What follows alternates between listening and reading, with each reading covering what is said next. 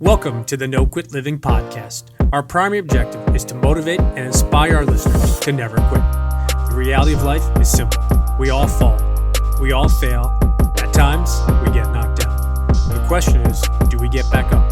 Are we stronger? Are we better prepared to attain the maximum of our potential? Thank you for joining our No Quit tribe. As you go for your greatness today, never quit. And remember, we rise by lifting others up.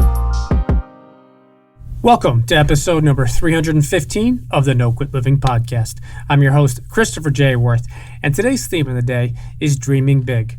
Our quote of the day comes to us from Robert Kiyosaki: "Start small and dream big."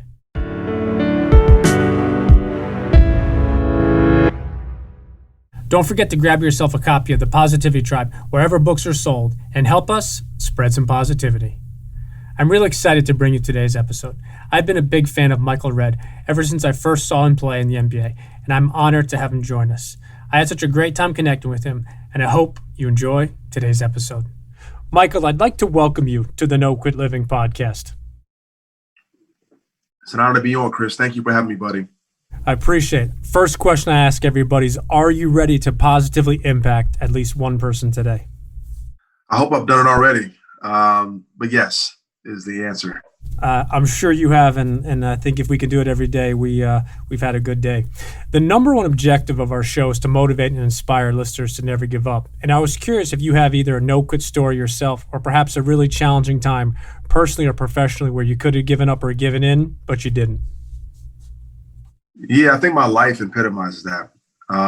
Growing up in Columbus, Ohio, on the west side of Columbus, really challenging environment economically for our family. It was a tough neighborhood that I grew up in.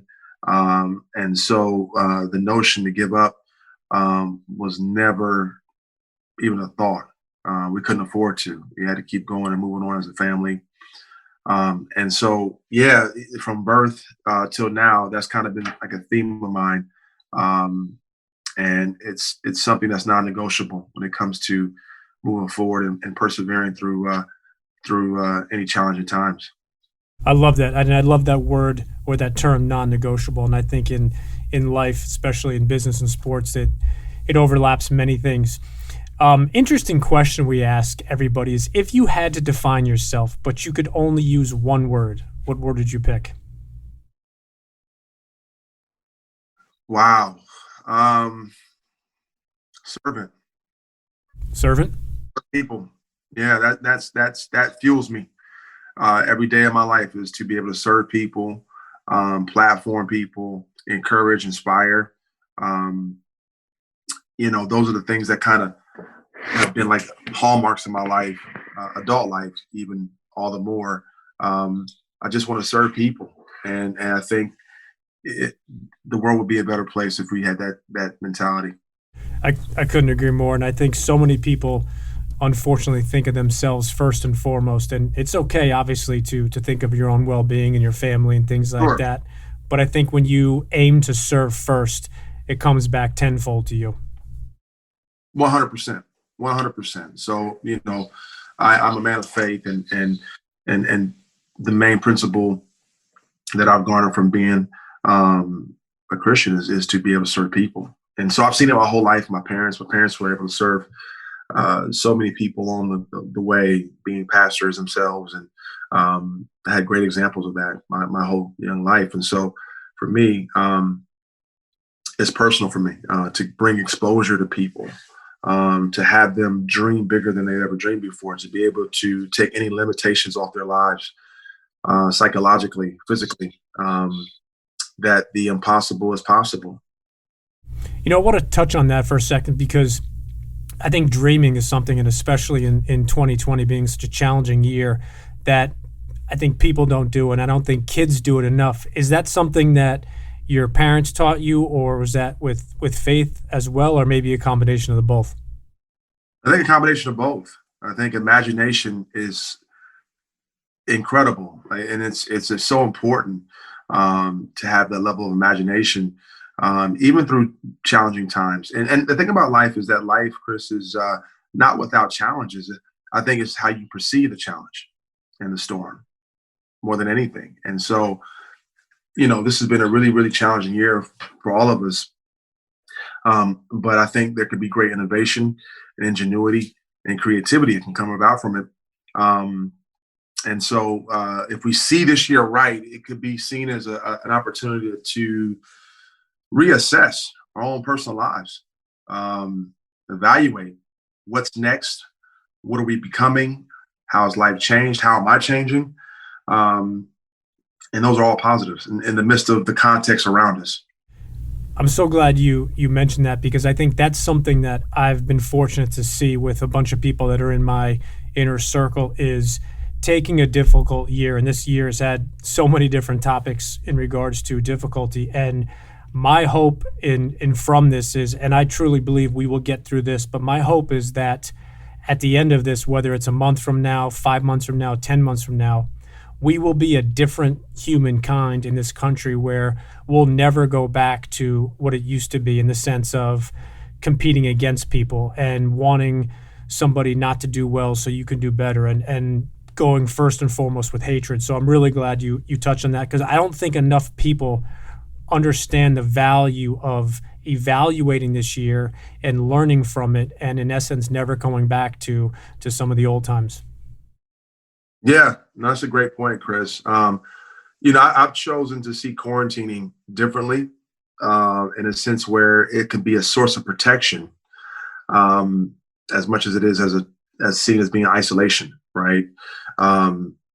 Solitude is the genesis of, reinvention, and I think a lot of people peripherally will take on that notion that this is an incredible time to be able to be creative, innovative, reevaluate, my life. So I can be able to be effective and impactful in the world around me. So the world in you has to change as you're pursuing the world around you to change. And so I think it's been obviously a challenging year on so many levels with businesses and the virus and the deaths and whatnot. But I think also there's great opportunity in this as well. Yeah, I'm glad you mentioned that. My father said that to me literally almost verbatim right in the beginning of this pandemic. We were talking about business and just moving forward, and he said, there's going to be opportunities for companies, for people, for industries. There are going to be brand new companies that come up. There are going to be companies that have been a staple for years that are going to unfortunately never be the same. And I think within this space, and you've mentioned the word creative or creativity a couple times, and I think that's super important, because now is the time for us all to be creative on many different fronts, and not only just business, but personally, professionally, and even within our circle of our family, whether that's family and or friends. Yeah. This is an incredible time of implementation, even beyond experimentation. Just being able to implement things that you've always wanted to implement within your business and in your life. I think this pandemic has put a lot of pressure on procrastination. People are getting things done that they have put off, whether it be writing a book, whether it be graduating, whether it be whatever, making major decisions in your life that you put off. But this pandemic has really, really put pressure on people who procrastinate. And so it's been able to help us get things done internally, but also externally. I know people who haven't cleaned their attic in years, able to fine tune their attic and their cars and their homes and even family relationships, bonding together. So yeah, this has been a really, really, really poignant time in history where, like, pivoting in life and changing, and change is such a difficult thing for so many people. And I've learned that this change and transition is not necessarily a bad thing. It's always relevant, it's always needed, but I think adjusting to transition and change is a challenging thing. And I went through this last year in my life personally, and I've learned the essence of loss, to engage loss, meaning that, like, new has never derived from new. New always derives from old. and letting go of old things and old paradigms and old perspectives so you can walk into the new. And that's been one of the things that had been the theme of my life over the last 2 years of just letting go what was, because there's a soul tie and there is a connection that we have to what was, and now we have to adjust to what is coming and what's new. I think that's so powerful in the perspective of letting go from the old to get to the new. And I think the reality is too many people always want to hold on to the old and the past, and ultimately they can't ever really move forward. And they're kind of like, well, I don't understand. I want to get here. I'm here. But, the reality is you have to cut ties with that. And I don't think it means that you forget or don't remember, but it means that you have to address it, acknowledge it in the sense that, okay, to get to this next level, I need to put that behind me. And it doesn't mean, like I said, you throw it away for good. It just says, right now I need to let go so I can move forward. Yeah, no, you're on the money with that, Chris. And in some cases it is let go. When new horizons knock on your door, they address your social networks, they address your mindsets. And so, like a lot of people understand and want purpose to be fulfilled in their life, but they don't necessarily know the bandwidth that comes with that and the things that you have to let go in order to walk into that new era of your life. And so last year for me, I went through a liminal space type of my life where I was leaving one era of my life and I was in this creative zone, and I was going to shape the next 10 years, 5 years, or a year of my life and walking into a new era of my life. And so it was a powerful, powerful moment. So I'm saying this out of experience more so than just ethereal or being, theoretical. You've got to be able to go through a metamorphosis internally to be able to see purpose and new horizons really realized in your life. No, I think that's very powerful. Wanted to ask if you wouldn't mind changing lanes for a second to tell our listeners a little bit about who you are today and what you've done and what you're doing post your NBA career. Who am I today? The core of who I am has always been, I think my identity was never wrapped up into the NBA. Of course, it's what I did, but that's not who I was. And there was more facets to me than just playing ball.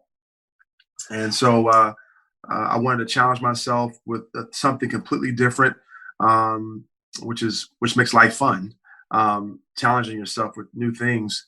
But yeah, I always was fascinated with the NBA. And as I played in the NBA, Chris, the narrative has always been about how much the players make. And so as I got into the NBA, it was like I was more fascinated with the guys who paid the guys who played. There's not a lot talked about as far as the owners and what they do. And I discovered that a lot of them are in venture, private equity, hedge funds, tech guys. And I was like, wow, that's intriguing. And so I wanted to somehow get into business as I transitioned from basketball. And I think the safe play would have been commentating, coaching, being a president of basketball operations, a GM. And I respect and honor all of our peers who do that. It's a really tough job. I think that would have been safe for me.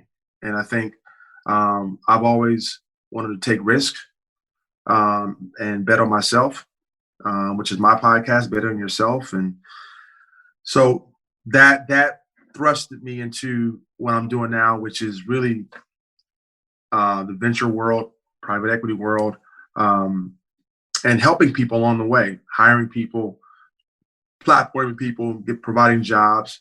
So that's something I'm very proud of right now. But I tell you what, the transition was really, really different because there was no point of reference for it for me. Being a fish out of water and being senior level in one space and then humbling yourself to get to the bottom of the bottom to learn the whole space in another space. It was a fun, intriguing journey, and it still is. I love how you worded that in the sense of focusing on being paid and what the players make, but then taking a different angle of who's paying the players, and not only that, but figuring out what they do, what spaces they're in, and I think that's fascinating. So from the basketball perspective, I'm curious to get your opinion. Obviously, being drafted, then being an all-star and being a member of a gold medal winning Olympic team. What are you most proud of from the basketball perspective?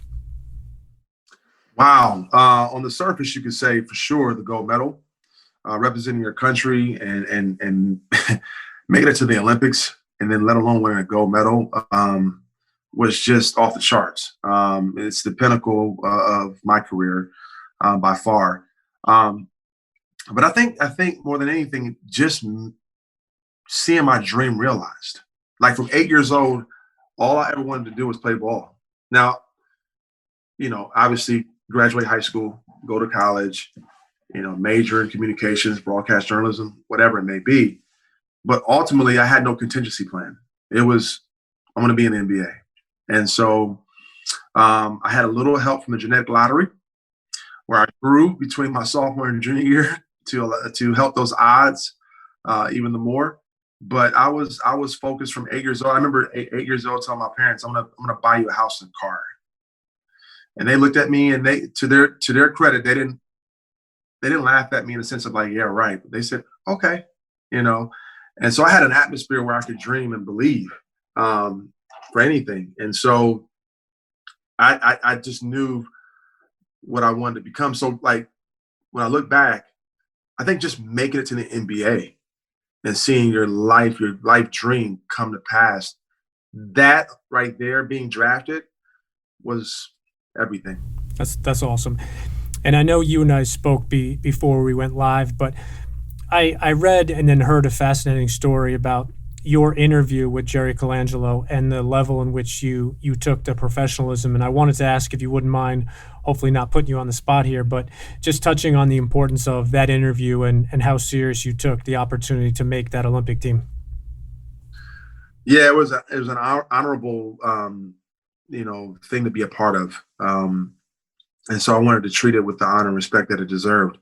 And so got the call from Jerry to be a part of the Olympic team or the interview for it. And I felt it was pertinent for me to bring a suit. I was coming from practice in Milwaukee and couldn't wait to get up there to throw my name in the hat, be a part. And I wanted to bring a suit just to honor the interview. For any other interview that you have to go to, you have to dress the part. And I wanted to take it that serious and let Jerry know how serious I wanted to be on the team and that I want to be on the team. So I just wanted to honor the moment, honor him, and honor the position. I think that's awesome. And I think in today's day and age, people are dressing down, and not that you need to have a three-piece suit on all the time, but I've always admired people that step into those moments and they step up and say, okay, this is what you're supposed to do, or this is how I'm going to present myself because I believe in this and I believe in myself. And I think in today's day and age, enough people don't really step up to the level in that. So I appreciate you touching on that. No, Chris, thank you, buddy. I think it comes down to honor. You can never go wrong with walking in the humility and honor towards anything and anybody. And so for me, one of the keys to achievements for me is the ability to honor people, moments, situations, assignments that I'm in. Just honor it, learn from it, and that will take you further in life than anything, I believe. I couldn't agree more. So I'm curious, what's the number one, or is there one thing that you really miss about not playing in the NBA anymore? I think the relationships was something that I miss. That's irreplaceable. And I have friends now to this day, but those bus rides and those airplane rides were just so memorable. And you love that. And you love those moments with those guys. Certainly the checks, for sure. They were incredible as well. But it's those are the two things that stand out, primarily the relationships and those moments in the locker room and the competition in the fourth quarter of the playoffs. You can't simulate that anything in life. For me, maybe the golf course, but it's those things that I miss the most. So you've transitioned from basketball into a very successful business career. And I'm curious if there's one or two traits or skills that you found translate from the basketball world into the business world?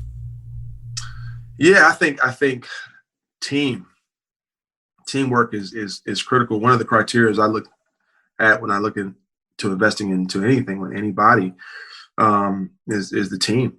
How cohesive is the team?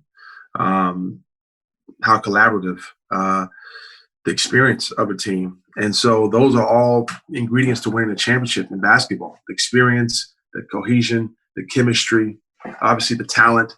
But there's a lot of parallels between the business world and sports. Another one is, you know, the servant leadership of the founder and the entrepreneur. Does he or she have to be the smartest one amongst the team? The humility, the ability to be coachable. Coachability is everything. So those are some of the qualities I look for in the founder and entrepreneurs. So, but there's a lot of parallels. How to deal with slumps. How to deal with challenging times. How do you pivot? How do you galvanize? How do you handle success? Those are all parallels that I've learned from the game of basketball. I love that, and I think that it's so interesting when you talk to people in regards to investing, because I think it's comes back to the same thing as far as professional basketball and even in college basketball is everybody can see what that player looks like on the court. They know what his points per game is and they know his skills. But the questions that recruiters and scouts and things ask is, what's he like or what's he or she like off the court? What type of teammate are there? When you talk about the servant leadership of the founder of a company or something like that, I think it stands out because what I assimilate that to is the culture of a team. What's the culture of that individual? Then it goes back to his or her parents. So I'm glad you touched on that. Question I ask each guest is, and I'm curious for your answer, is if you're currently reading something or perhaps you've read something recently that you'd like to recommend to our listeners. Wow, I'm currently reading 2 books right now. One is called The Color of Law, and that deals with systematic racism in our country. And it's just a heavy, heavy book that'll probably make you cry about what Black folks have been going through in this country for centuries. When it comes to redlining, when it comes to the FHA, when it comes to living in the suburbs and the freeway systems and things of that nature that have derailed a lot for Black people when it comes to economics. Another great book I'm reading right now is called the Innovator's Hypothesis. Great book. It's all about implementation of cheap, fast ideas, experiments, and creating a portfolio of experiments rather than spending a lot of brain hours and time on innovation. And that ideas are like the enemy. Find something, implement it fast and quick, cheap, and see what the return looks like. I love it. I think that's a great idea for 2020 now too, is to use a word that you said a couple times, as we pivot. So if you could go back and give the 20-year-old version of yourself only one piece of advice, what would that be? I would have said you should have left your freshman year. Really? Yeah. Although we had success my sophomore year going to the Final Four, I was projected to be even a higher pick in the draft. And back then it was a different mentality than now as far as staying in school and having collegiate success and things of that nature. And I don't regret that at all. I think taking the risks sooner, it all worked out, obviously, but I wouldn't change one iota. I think becoming more financially literate, and focusing on that. But I think more than anything, just start the journey sooner. I love that. And if I had the opportunity to grant you dinner with anybody, dead or alive, who would you pick? Oh, Jesus. That's easy for me. Outside of that, man, so many great people along the way. I think 3 people: John D. Rockefeller, Jeff Bezos, and I think Frederick Douglass. That'd be quite a dinner. So we're going to switch to what I call our hot seat questions. And the only request we have of you is you spit out the first thing that comes to mind. Okay. Last meal, you can pick absolutely anything. What do you pick? Potato salad, green beans, chicken, cornbread. All-time favorite smell? My wife. Other than basketball, what's your favorite sport? Golf. Do you have an all-time favorite team? 72 Tim Bulls. Ooh. All-time favorite movie? Coming to America. Do you have a favorite author? I don't. What is the favorite app you use on your phone? Waze. What's the background picture on your phone? My kids. Do you have an all-time favorite book? Wow. Outside the Bible? No. I mean, I have so many other books, but no, I don't have one that stands out. So for our listeners that want to follow you or connect with you, also find out more about your podcast, what's the best way for them to do so? And are you active on social media? Yeah, I'm on Instagram. And you can go to the website, michaelred.com, to get all that information. We just currently are working on season 2 of the podcast. Really excited about season 2. Season 1 was stellar. Enjoyed it. Enjoyed the podcast world. I enjoy hearing stories from extraordinary people and their journeys and their challenges and their ups and downs. And it's been really inspirational to a lot of our listeners. So I enjoy, for someone who's been the interviewee for so many years, I get a chance to ask the questions this time, and it's kind of fun. Yeah, no, that's the best part about this. And then last question I have for you is if you have any parting words you'd like to leave with our listeners today. Yeah, I think if you want your dreams to be sponsored, love people. You can never go wrong with loving people and honoring people, even though it's not reciprocated back a lot of times. Just continue to walk in honor towards a moment, your job, your boss. Honor the people that are in your life. I lost a dear brother this year with Kobe Bryant, and just really heightened my sensitivity on honor and honoring people. So if you want your dreams to be sponsored, love people. I think that's great advice, and I truly, truly appreciate your time, and I hope that you and I can connect again soon. Chris, thank you so much for having me.